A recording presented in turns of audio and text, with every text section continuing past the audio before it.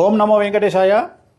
2026 అంటే ఈ సంవత్సరము మే 25వ తేదీ నుండి తమిళ సాంప్రదాయం ప్రకారము జూన్ 2వ తేదీ అంటే వచ్చిన 2వ తేదీ మన సాంప్రదాయం ప్రకారము గురు మార్పు గురు పైచి అనేది కనిపిస్తూ ఉంది. మనకు మిథున రాశి నుండి కర్కాటక రాశిలోకి ప్రవేశము మరియు సెప్టెంబర్లో కర్కాటక రాశి నుండి సింహరాశి ప్రవేశం అనేటువంటిది కనిపిస్తూ ఉంది. సో దీనికి సంబంధించి గురువు అతిచారంలోకి వెళ్తూ ఉన్నాడు. గత వీడియోలో నేను చెప్పినట్టుగా పెను సంచలనాలు నమోదయ్యేటువంటి అవకాశాలు కనిపిస్తున్నాయని చెప్పడం జరిగింది. దాని ప్రకారమే గత 5 రాష్ట్రాల ఎన్నికలను కనుక గమనించినట్లయితే బెంగాల్ మరియు తమిళనాడు కాంట్రవర్సీస్ మనం చూస్తూ ఉన్నాము. సో విజయ్ జాతకరీత్యా అలాగే విజయ్ త్రిష కాంబినేషన్ కనుక తీసుకున్నట్లయితే వాళ్ళ కాంబినేషన్ ఏకనాడి కాంబినేషన్ అయ్యింది. కాబట్టి ఒకవేళ త్రిష లేకుండా ఉంటే విజయ్ యొక్క రిజల్ట్ వేరే రకంగా ఉండేది. బట్ విజయ్ జాతకరీత్యా కనుక గమనించినట్లయితే తమిళనాడు రాష్ట్ర జాతకరీత్యా గమనించినట్లయితే ఒకవేళ విజయ్ సీఎం అయినప్పటికీ కూడా ఖచ్చితంగా తమిళనాడులో మళ్ళీ ఎలక్షన్లు వచ్చేటువంటి అవకాశాలు 100కి 1000% కనిపిస్తూ ఉన్నాయి. అంటే రాజకీయ ప్రభుత్వ అస్థిరత అనేటువంటిది తమిళనాడు రాష్ట్రంలో ఖచ్చితంగా కనిపిస్తూ ఉంది గురువు మార్పు వల్ల.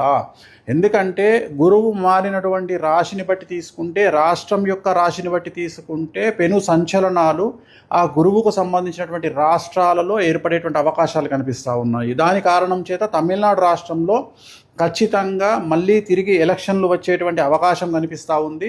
అది ఇంకొక సంవత్సరం తర్వాత అవ్వచ్చు, లేదా 6 నెలల్లో అవ్వచ్చు, లేదా నెల తర్వాత అవ్వచ్చు. కానీ ఖచ్చితంగా మళ్ళీ ఎన్నికలు తమిళనాడు రాష్ట్రంలో జరిగేటువంటి అవకాశాలు 100కి 1000% కనిపిస్తూ ఉన్నాయి. ఇది ఫస్ట్ ప్రయారిటీ.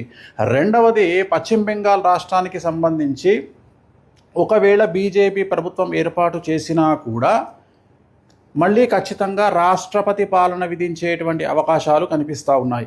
ఇక మీదట మమతా బెనర్జీ జాతకంలో తిరిగి ఎన్నికలలో పోటీ చేసి మళ్ళీ ముఖ్యమంత్రి అయ్యేటువంటి యోగము మమతా బెనర్జీ జాతకంలో కనిపించడం లేదు. కానీ బెంగాల్ జాతకంలో, పశ్చిమ బెంగాల్ జాతకంలో, రాష్ట్ర జాతకంలో ఖచ్చితంగా మళ్ళీ ఈ ఎన్నికల్లో గెలిచినటువంటి పార్టీ అంటే బీజేపీ పార్టీ ప్రభుత్వాన్ని ఏర్పాటు చేసినా కూడా ఖచ్చితంగా రాబోయే సంవత్సరంన్నరలో ఖచ్చితంగా రాష్ట్రపతి పాలన విధించేటువంటి అవకాశాలు కనిపిస్తూ ఉన్నాయి. కారణము బెంగాల్ రాష్ట్రానికి సంబంధించినటువంటి పశ్చిమ బెంగాల్ రాష్ట్రానికి సంబంధించిన జాతకం పరంగా రాబోయే సంవత్సరంన్నర పాటు మమతా బెనర్జీ జాతకంలో 2027 సెప్టెంబర్ వరకు అష్టమ శని నడుస్తూ ఉంది. సో ఖచ్చితంగా అలాగే రాష్ట్ర జాతకరీత్యా 2027 సెప్టెంబర్ వరకు అర్ధాష్టమ శని నడుస్తూ ఉంది.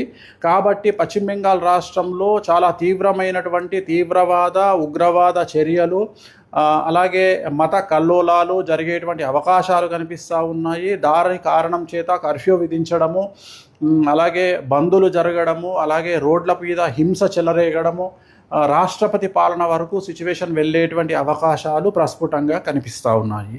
ఇవి 2 రాష్ట్రాలకు సంబంధించి. అలాగే ఇతరత్రా కనుక తీసుకున్నట్లయితే మనకు పూర్తిగా భారతదేశం కనుక తీసుకున్నట్లయితే ఈశాన్య రాష్ట్రాలకు లేదా తూర్పు ఈశాన్య రాష్ట్రాలకు సంబంధించి తీవ్రవాద చర్యలు ఉండేటువంటి అవకాశాలు ఉన్నాయి. అలాగే ఢిల్లీ కేంద్రంగా తీవ్రవాద చర్యలు ఉండేటువంటి అవకాశాలు ఉన్నాయి. ఇవన్నీ కూడా జూన్, జూలై, ఆగస్టు, సెప్టెంబర్ ఈ 4 నెలల్లో సంచలనాలు జరిగేటువంటి అవకాశం ఉంది. అలాగే విమాన ప్రమాదాలు జరిగేటువంటి అవకాశం ఉంది. నేను మాట్లాడేది June, July, August, September 2026 June, July, August, September సమయంలో భారతదేశంలో తూర్పు ఈశాన్య రాష్ట్రాలలో భూకంపం వచ్చేటువంటి అవకాశం ఉంది.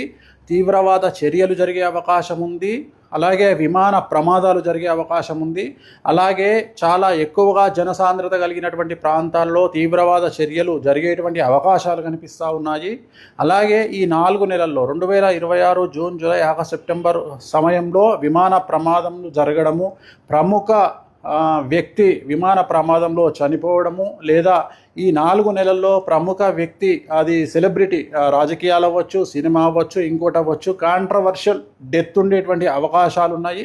సో ఇవన్నీ కూడా ఈ సందర్భంగా ప్రత్యేకించి జరిగేటువంటి అవకాశాలు ఈ ప్రత్యేకమైనటువంటి జూన్, జూలై, ఆగస్టు, సెప్టెంబర్ 2026 సంవత్సరంలో ఈ 4 నెలల్లో జరిగేటువంటి అవకాశాలు ఉన్నాయి. అలాగే తెలంగాణ రాష్ట్రంలో రాజకీయ సంచలనాలు లేదా తెలంగాణ రాష్ట్రంలో ప్రముఖులు జైలు పాలవ్వడము లాంటి సంఘటనలు కూడా ఈ 4 నెలల్లో గోచరిస్తూ ఉన్నాయి. అలాగే ఈ సంవత్సరం కనుక తీసుకున్నట్లయితే ముఖ్యంగా వ్యక్తిగతమైనటువంటి అంశాల జోలికి వచ్చినట్లయితే నేను ఇంతకు ముందు నుండి సంవత్సరం నుండి చెప్తా ఉన్నా, గురువు అతిచారంలోకి వచ్చినప్పుడు సంచలనాలు ఉంటాయని. సో ADCMSLI అనేటువంటి లెటర్లతో ఉండేటువంటి వాళ్లకు సమస్యలు ఉండబోతా ఉన్నాయి, ఇంక్లూడింగ్ T. సో ఈ లెటర్లతో ఉండేటువంటి వ్యక్తిగతమైనటువంటి జాతకులకు, అలాగే సింహరాశి, మీనరాశి, మేషరాశి, కుంభరాశి వాళ్లకు విపరీతమైన సమస్యలు ఉండబోతున్నాయి. అలాగే విమాన ప్రమాదాలు, తీవ్రవాద చర్యలు, విపత్తులు అనేటువంటివి ఈ సంవత్సరం కనిపిస్తూ ఉన్నాయి.